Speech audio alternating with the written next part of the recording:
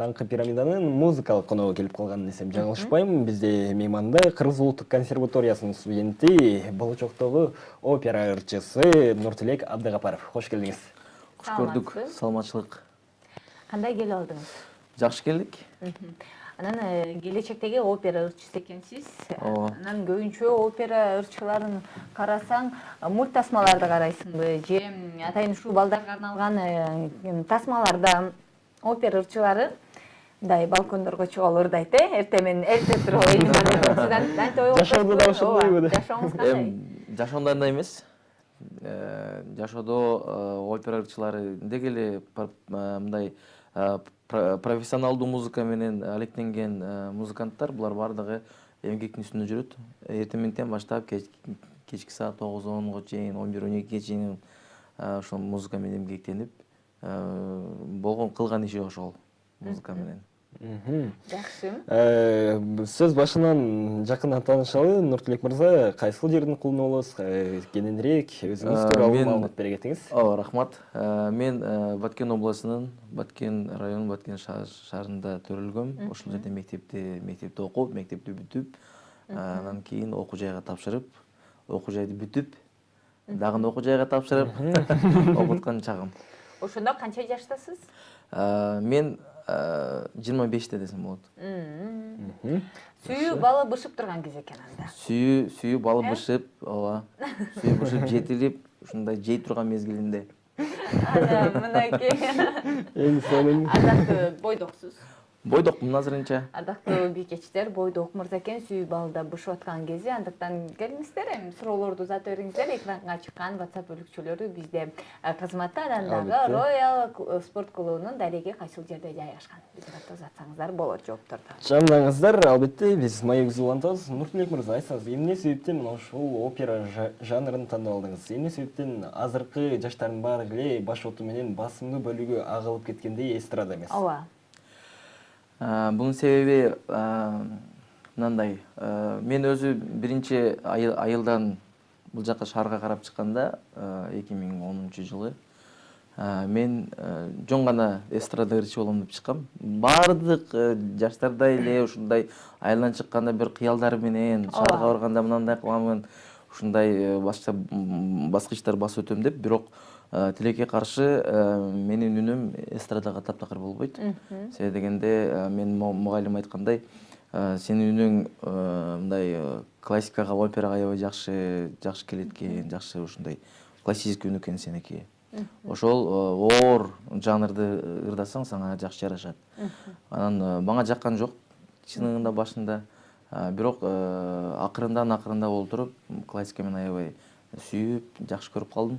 Ошондон азыр эми эстрадага укпайм деле, таптакыр жакындай койдум. Мындай бир тандалган аткаруучуларды гана угуп, мындай чыгармачылык менен суктангандарым бар. Бирок көпчүлүк учурда ушу классика менен опера, балет, ушундай бир симфония, ошол оор музыкаларды көп карап. Анан айта кеттиңиз, мен ошол опера жаатына отор деп. Анда бир музыка чыгармакпайлыбы сизде? Бизге да телекөрүүчүлөр суранып атат. 448 менен аяктаган менен саламатсыздарбы? Пирамида каналы. Нуртилек, сизге ден соолук, ишиңизге ийгилик каалайм. Ырдап бербейсизби деп жатат. Макул. Кайсыл чыгарманы аткарып бересиз бизге? Бир куплет жакшы бир чыгарманы ырдап берейин. Бул романс. Я помню чудное мгновение деген романсы бир куплет ырдап берейин силерге. Жандуу үн, урматтуу телекөрүүчүлөр, Нуртилек Абдыгапаровдон. Я помню чудное мгновение, передо мной явилась ты, как мимолетное видение, как гений чистой красоты, как гений чистой красоты. Баракелде. Браво. Азыр бул чыгарманы мисалы күнүгө вокал менен машыгасыздар. Ооба. Тамагыңыздарды машыктырасыздар. Машыктырабыз. Күнүгө машыктырабыз. Тамак ооруп ачышып атат деген жок. Кантип күнүңүздү багасыз? үндү багыштын деле кереги жок. Бул көбүнчө жанагындай угуп калам. Жумуртка ичиш керек экен, же болбосо дагы башка Андай бир жок ичиш керек. сизде. Ал болбогон эле сөз. Чынында айтыш керек. Ал мындай оралбаган орок тандайт дегендердин сөзү болуш керек деп ойлойм. Сөз дегенде эң негизгиси үнгө кам көрүүнүн бир эле жакшы методу болот. Бул эмгектениш керек. Эмгек, өзүнүн үстүнөн көп иштеш керек. Күнүгө бирдемке албай турбаш керек да. Дайым билим алып туруш керек. Дайым ушундай үндү эле машыктырса үн жакшырдап кетет дегенден өтө алыс болуш керек. Себеби дегенде ошол эле мезгилде китеп окуш керек, ошол эле мезгилде жакшы башка видео роликтер көрүш керек, башкалар ырдагандарын. Бир эле өзүңдүн чыгармачылыгың эмес, башкалардын дагы көрүп, угуп, башкалардан дагы бир сабак ала билиш керек да.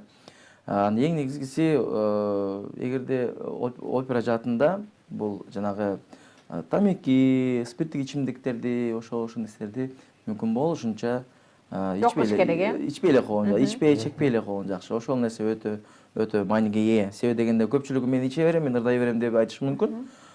Бирок ал да менин оюмча жаңылгандык. Себеби дегенде макул ичсин, макул ырдай берсин, бирок ичкенде мындай ишиңде Кудай дагы карап турат да.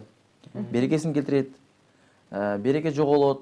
Досторуң сени жакшы сыйлабай калышат дегенде, көрмандарың ошондой болот. Эң акырында бунун спирттик ичимдиктердин эң аягындагы кийин барып көпкө жетпей эле үнүң бузула баштайт да. Ошол жагынан ушундай нерселер менен кам көрсө болот. Жакшы кеңештер болуп кетти теле көрүүчүлөргө да. Кезектеги суроо келип калган экен. Биздин коногубузда 394 менен аяктаган абоненттен салам Нуртилек мырза, музыка жаатында опера өзгөчө кыйынчылык жаратат деп коюшат. Ушул чынбы? Чоң рахмат, өнөрүңүз өркүндөй берсин дейт. Азырда эле айтып кеткендей, өтө кыйын. Жанагы башка инструменттерге караганда дагы биздин инструмент көзгө көрүнбөйт. Ичиңде, тамагыңда дегенде ошондой көрүнбөйт. Буга мисалы суук суу ичпеш керек, жанагындай газ ичимдиктерин ичпейсиң дегенде, өзү гигиена певца деген атайын бир сабак бар. Ошондон бардык нерсени үйрөнүп, ошол жерде туура тамакты жеш керек, мына тамак жейсиң, мына тамак жебейсиң деген бар. Анан эң негизгиси көбүрөөк уйку керек. Себеби дегенде жана үн дагы кадимгидей эс алат. Эс алыш керек. Анан эң негизгиси кыйынчылыгы бул жана айтып кеткендей талыкпастан эмгек кылыш керек. Эмгектин артында анан чыгасың да. Эң сонун. Нуртилек мырза, негизи эле мына ушул өнөр адамдары ар түрдүү ырчылар арасында түркүн сынактар болуп турат. Сиз деле бул сынактардан кур калбай катышсаңыз керек. Азыр айтып кеткендей, опера жааты өтө кыйын. Кандайдыр бир деңгээлге жетиш үчүн күндүгө эмгек да кылыш керек. Ал дагы эмгек дагы өтө көп убакытты талап кылат. Кээ биркилер 10 жылда окугандар бар, 15 жылда окугандар бар. Өмүр бою окуйсуң бул музыканы. Опера жаатында да ошондой. Өмүр бою окуп, түшүнбөй, биле албай өтүп кеткендер бар. Өмүр бою окуп деле мен окубадым, жакшы жетише албадым дегендер бар. Ошондуктан азыр мен өзүмдү аябай таптап жаткан мезгилим.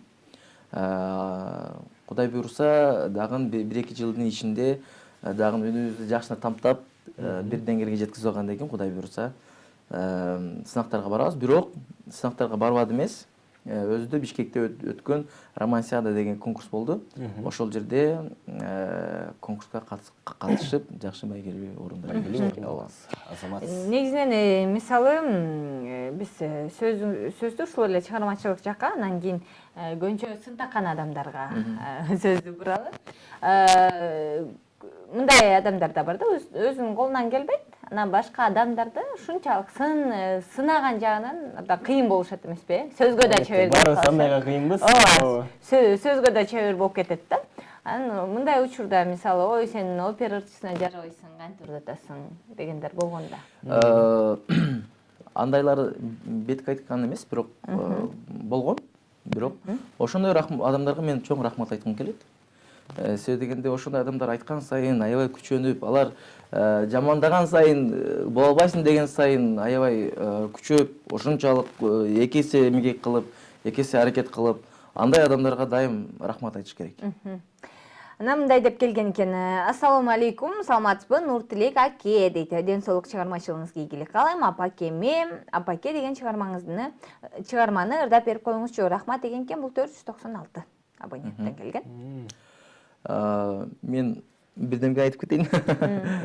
Чындыгы операдан тышкары дагы мен азыркы учурда элге таанымал болуш үчүн жанагы поп оперный стилде дагы ырдап чыгайын деген жакшы ойлор бар.